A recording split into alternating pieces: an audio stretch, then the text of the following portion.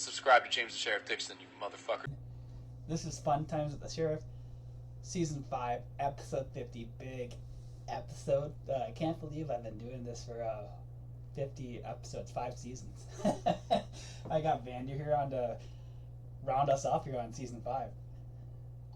Hello, it's Season 5, Episode 50, double fives, very exciting.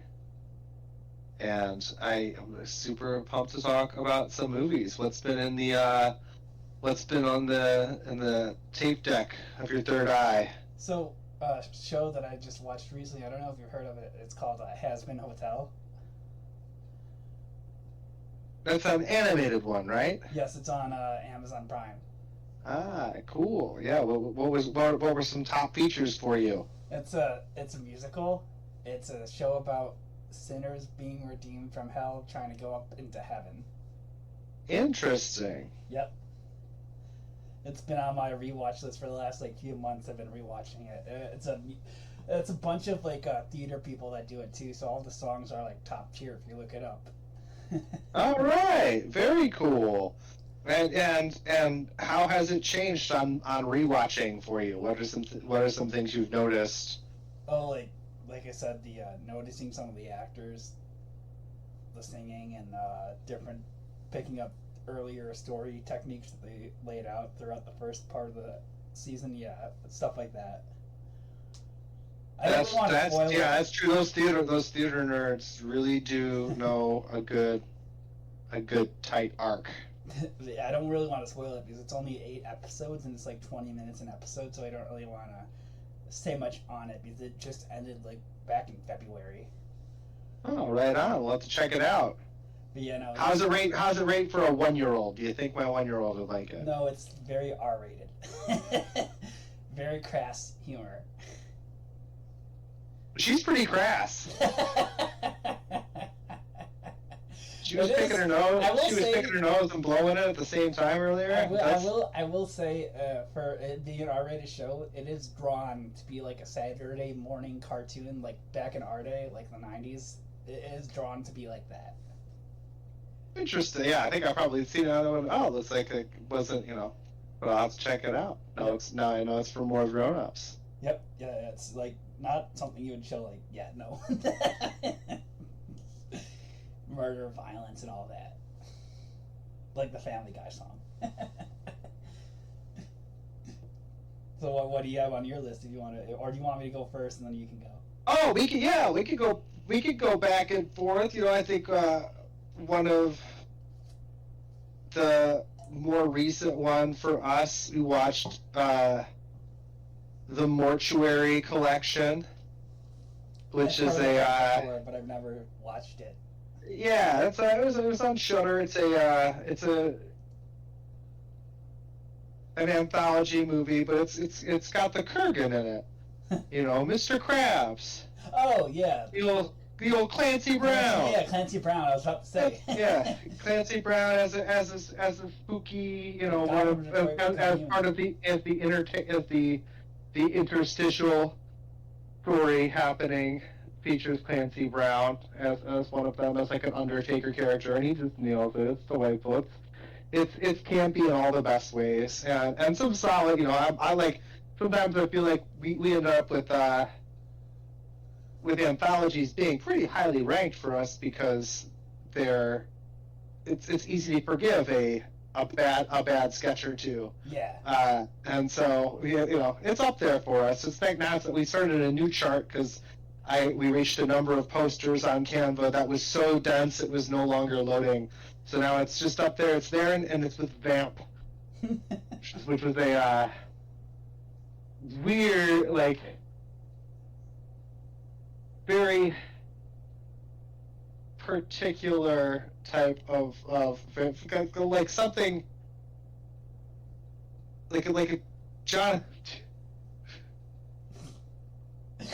Like if John Waters made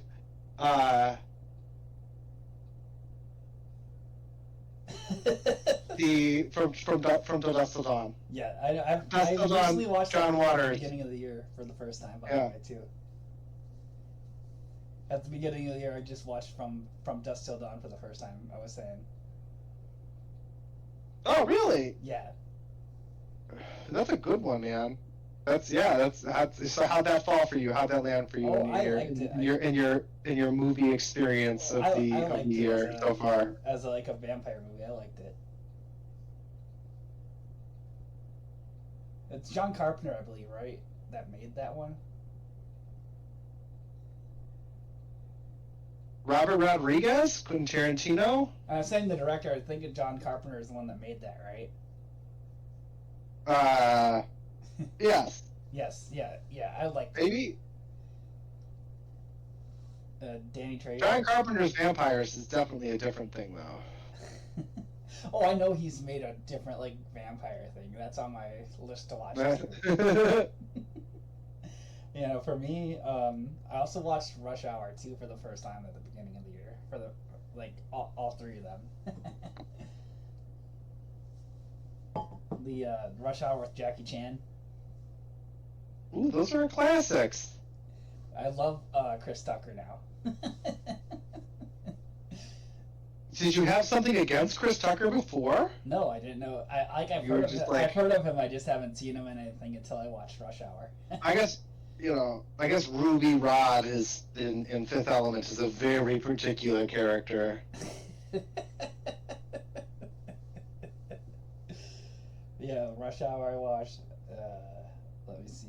I did watch that new Civil War movie last night. Oh, the A24 one? Yes. A24 Civil War. How was it? I haven't seen that one yet. That's like brand new, isn't it? Yeah, it came out yesterday, Thursday. Oh. I saw it Saturday, yesterday. Yeah. Oh. They play it very safely to not cause something. They're not trying to cause a civil war with their movie. Yes. It's Texas and It California. seems like the challenge you would want to avoid in that, though. It's like, I really don't want people popping off. But the story is like Texas and California joined sides to go against the government, which everybody laughed at that because Texas and California would never join sides. And Ron Swanson plays the president trying to go for a third term, and that's why everybody goes to war. That's, Ron Swanson. if there was going to be, if Nick Offerman really would be somebody who could run for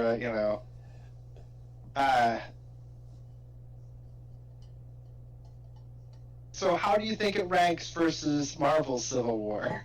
Way better. It's way more Was more attention to it? It's way more grounded in real life. Oh, too. how many superhero fights happened in it, though? None, but there were way more mass Oh, shootings. that's... How's that going to be a spin-off on Disney Plus? I don't understand. Next movie. But yeah, no, it was like super tense and way more grounded in like real life. That's why they played it either side. Yeah.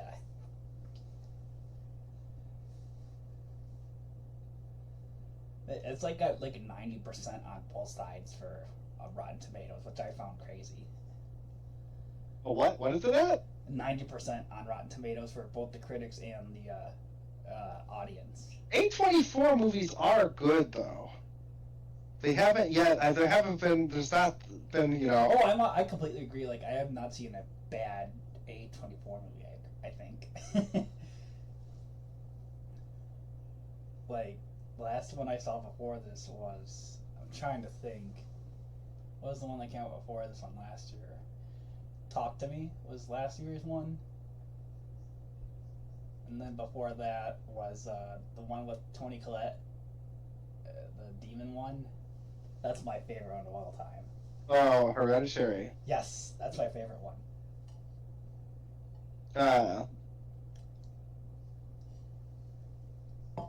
So I talked a couple of mine. What are a couple more of yours?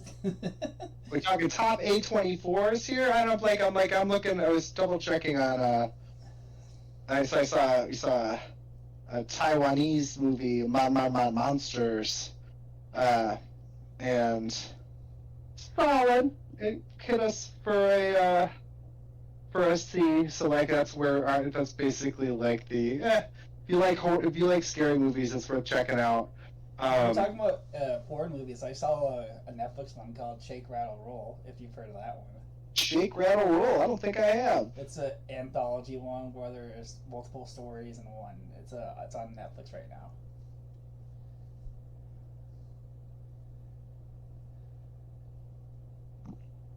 Well, what are we doing here? No, I'll check that out for sure, man. I'm always, like I said, an anthology is always just like you only have to get one good one in there for me to feel like you didn't waste my time. I didn't really like the first one. Except for one of those middle VHS movies. There was one of those middle VHS movies that was real bad. Oh yeah. There were other ones that were really good. The fourth or fifth one. I know which one you're talking about. Yeah. Yeah, VHS 99 was a bit of a stinker. It's one of the recent ones, yeah. But like VHS, it was 87 or whatever. VHS 2 for me was the best one with the Chinese scene in the schoolhouse. Oh, dude, yeah. I guess that is the problem with anthologies, is that now I can't remember, if I'm thinking about all of them, I can remember none of them. But yeah, no, yeah. The second one is the one with the demon and the camera crew on the schoolhouse. Yeah, that one. Oh yeah, they have like it. That's like a, and that was like the Raid guy or something too. That was like a big director who did that one. Yep. So that's awesome. Yeah, no, number 2 was great. It really was 99. Just really pulled down the franchise a bit for me. But they won me back. Apparently, the guy who did the Blackbone is working on one right now too. If you ever saw the Blackbone, the guy who did that is working. Oh yeah, was that the one with Ethan Hawke. Ethan Hawke. He's got a weird mask on. Ghost in this basement. Yeah. I think you can be like, my cousin Vander raced it as a movie they saw on a plane. That was definitely one of the movies I've seen on a plane.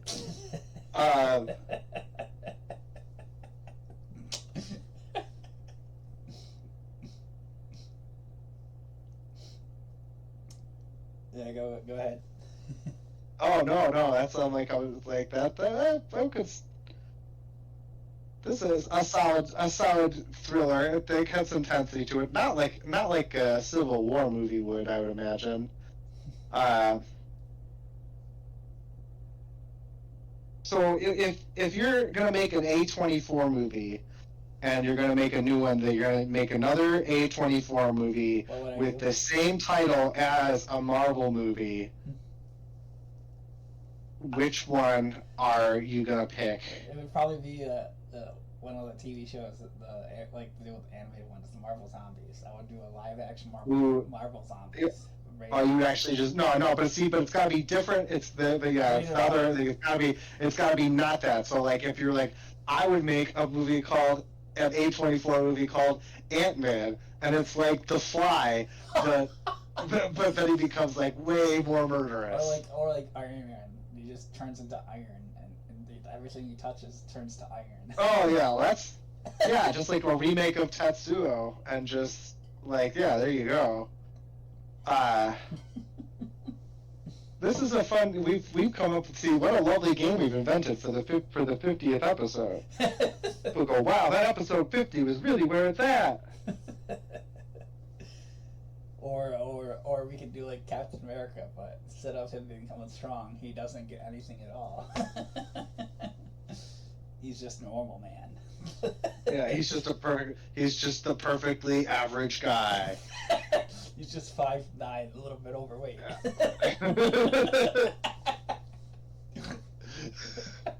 Classic. Awesome. Perfect.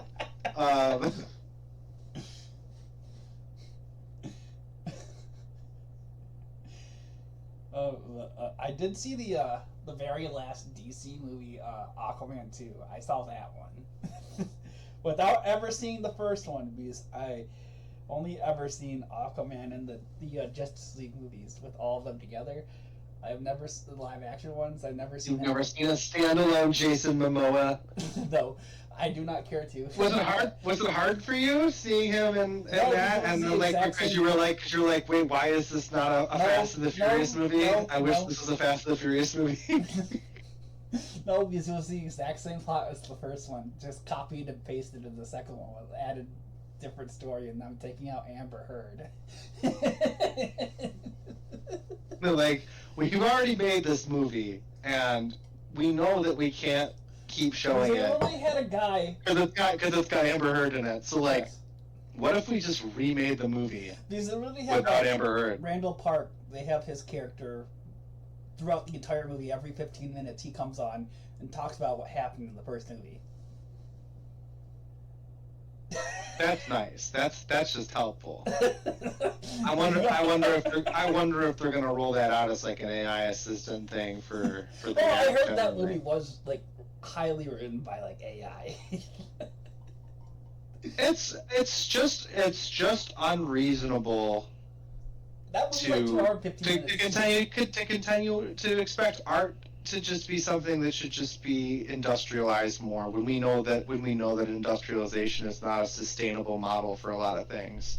And So it just feels like just let people make whatever movies they want. And by the way, when I You hear know? like behind the scenes story where Momoa was drunk half the time on set, so he just showed up. He was like, "This is the last movie, so fuck it, do it." And they had the guy from James Bond eat a live roach on set for the film, too. You can look all this up. This all actually happened for one of the scenes.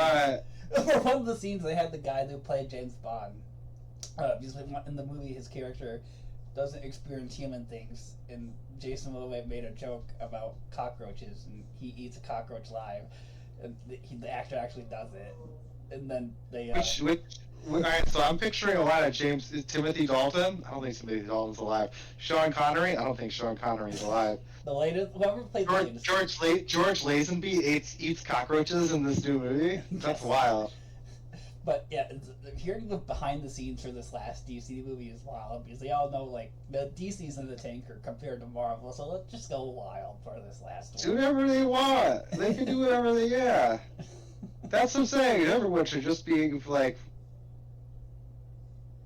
go wild. Just get rid of the IP thing. I think like Mickey and Steamboat Willie When they're all going coming into the into public the domain. IP, Just call it a wash on the whole thing. It was an alright idea. Some people made some money.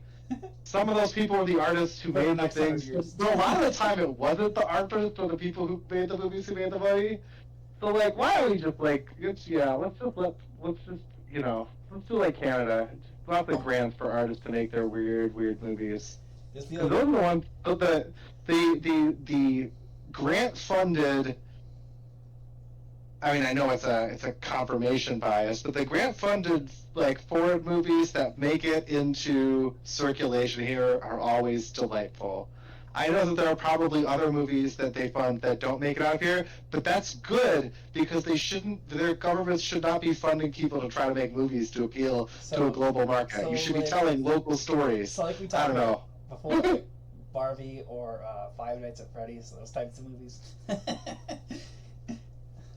I'm like, no, Barbie and like Barbie is one. I think Five Nights at Freddy's seemed like it wasn't all that. It wasn't produced in that in a too like, we gotta get money out of this style.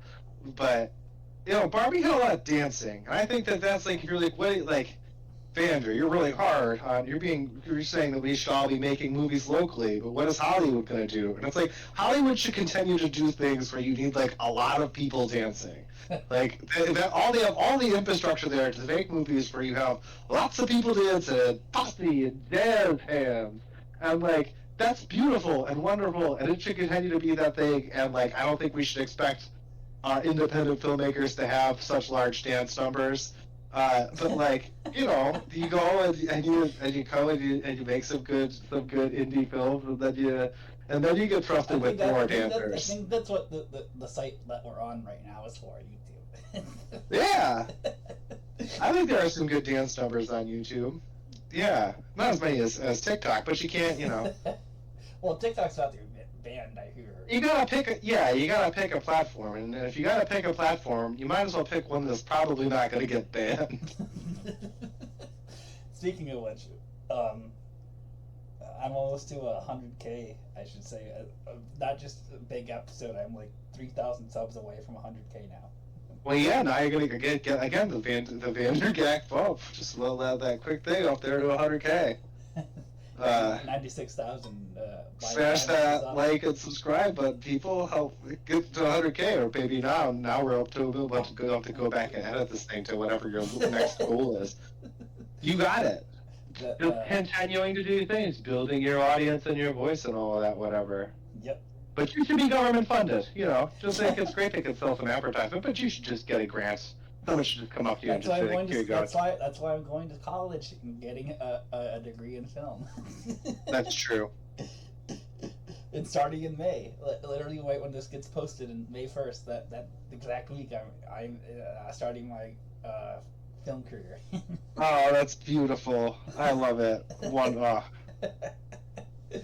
To those that are listening, still. Yes. Follow along. But yeah. So back to the movies. Did you watch the 3 Body Problem on Netflix? I did watch the 3 Body Problem on Netflix. What'd you think?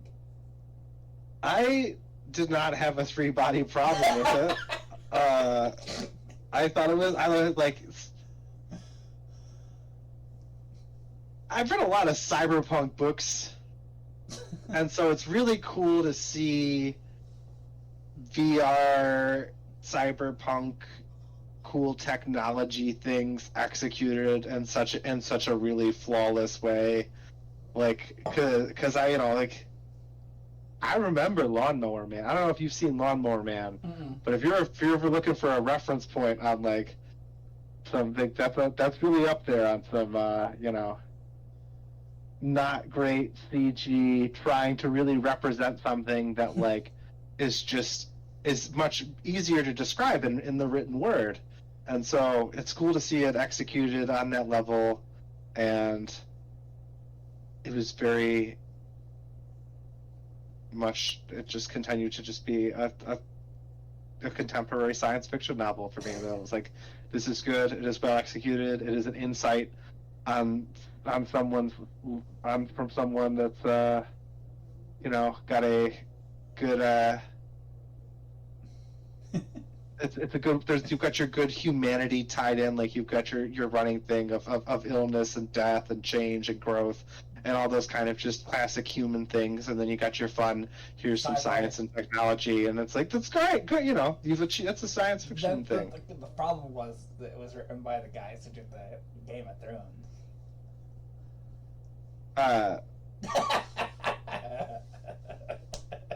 I could see that with like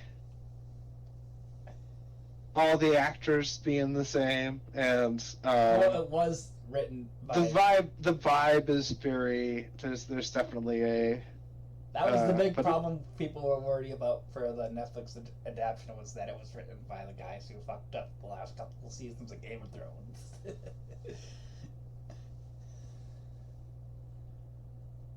For me, I personally didn't have a problem because I never read the books for Game of Thrones. I personally, whenever I was on a live stream, when I went to cons or whatever, I was like, Game of Thrones last few seasons are great. Yeah, wait. And now I'm saying it on my channel where I have a platform. Yeah. Controversial opinions. No, that's, you're just, if you enjoyed it, then that's good. And I haven't those are really long books. I don't have that kind of attention span, and I do a lot of, I prefer my books on tape in the car because it's my. I prefer comics. I can read and. I prefer comics. And listen. Pictures. Oh God, yeah, comics are good too. And just, it's sometimes hard to keep track of a big fantasy novels in those situations with lots of very similar names. R. Martin writes. I keep pulling off over the road, and I'm trying to figure out who's talking about who and where they're at, and then I'm getting mixed up with directions coming from my GPS. Yeah. They're telling you someplace in the book, and you're going. Yeah, like, no, I'm like, wait. There's a lamppost with a goat man near it. How am I in Narnia? Look for the weird guy with the hat. Yeah, little goat legs. Yeah, no. And then I wanted to bring this up too. I watched the latest Walking Dead show, the Ones Who Live, the Rick one. Oh yeah, how is the new Walking Dead? Are they still just squeezing everything they can out of it? And this latest one was actually really good because it ended Rick's story, who's the main character. Okay, they ended Rick's story. After 10 years of him not being on the show when he should have been in season 9, he left. His actor left in season 9 because he didn't want to be there anymore because he's been there since 2010. He lives in England and he hasn't seen his family, so he left in season 9. And then he came back to end his story, and now he's done. Did he get eaten? No, he's still alive. He's alive. Anytime he wants now. But you've got some more closure to it. Yes, pretty much. All right, there you go. That's nice. Heck yeah. But it's still going. They still have the Daryl show too, which is another spin-off, and they also have the Maggie and Negan show, which is another spin-off of the spin-off. This is all spun off of like Taxi, right? What? This is all spun off of like Taxi, right? Like there's like a through line with Danny DeVito or something. So it's all just one big spin-off. Yes. Where are all these things spinning off into? Is my question. Are we spiraling up or going down? A bunch of the fans are tired of it. Like, so am I. A bunch of them just want all the shows to become one, and be on for a few years, and then just them be done. But like also, like short-sighted much. Just all about that Made in Georgia. Like. Just have Rick get on a boat and sail to England, and then you get to make the movie. And then Andrew Lincoln doesn't have to keep going back and forth. You can make the all right, like it's a foggy night on the bay. And it's Brady, and there's a guy in a rain slicker, and he steps out from a boat, and he's looking over at the shore, and you can hear zombies moving around. Oh, he thinks that this is Rick, and now he's got an eye patch. I don't know if he had an eye patch before. If he has an eye patch already, he has 2 eye patches now. But he's like fully on sea mode. Rick comes over there, hops down, sets forth on British soil, says something about it. And then like his one small step against zombies, and then like he slips a little bit, hand grabs him, pulls him up. It's Shaun from Shaun of the Dead. There you go. Like Andrew Lincoln gets to make his own Walking Dead now. But funny enough, the Daryl spin-off takes place in France, and they film in France. There you go. Daryl's got the right idea. Norman Reedus gotta be. Oh, and then they gotta have a spin-off where they go to a beach vacation and Adam Sandler's there. He's trying to win the golf tournament. He's trying to win the golf tournament, and there's zombies everywhere. Oh yeah, a return to happy. That's true. There was if you were gonna pick an Adam Sandler character to defend you in a zombie apocalypse, Mr. Sheriff, which Adam Sandler role are you gonna? So many of them for my channel. Oh God. Probably the guy from Click, because he's the smartest one I've seen. Oh, and he has a remote that controls the universe. That's a very smart answer. I was gonna offer if you do Jack, you also get Jill. You get both. Jack and Jill are just two dumb cousins, brother and sister, whatever you call them. Yeah. Also, I saw that movie. Not as bad, I like it. It's just another Adam. Like it's all just Just say, Oh, I was gonna say we have this brand of for humor. the Walking But, Dead thing, we have to work in a weekend at Bernie's reference in there for the Adam Sandler thing. Ooh, yeah. Weekend at Bernie's, where Bernie was trying to eat you, is it's a very different movie, but still good.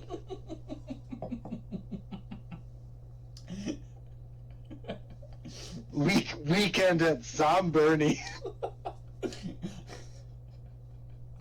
I guess, Trying to eat. I guess in the second one, that's technically I think by some definition, you would call that a zombie. I'm now just imagining I'm trying to walk him along, and he's trying to bite their necks.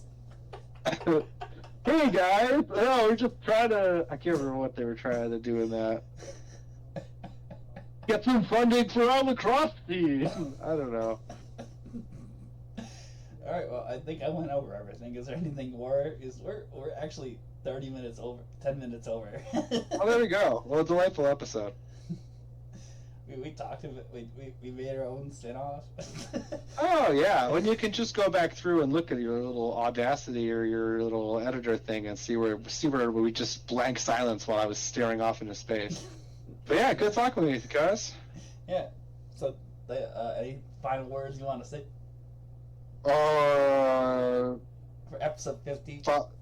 Follow Gort Industries and check out Sustainable Agriculture Research and Education. They give out free grants, or they give out free resources, and they give grants to make more free resources. All right. Thanks for coming up. Peace. I just want to shout out an amazing channel, James the Sheriff Dixon. Oh, he's such a great guy, and he is super cool for coming to the show. I'm glad I got to meet him in person, and you should subscribe.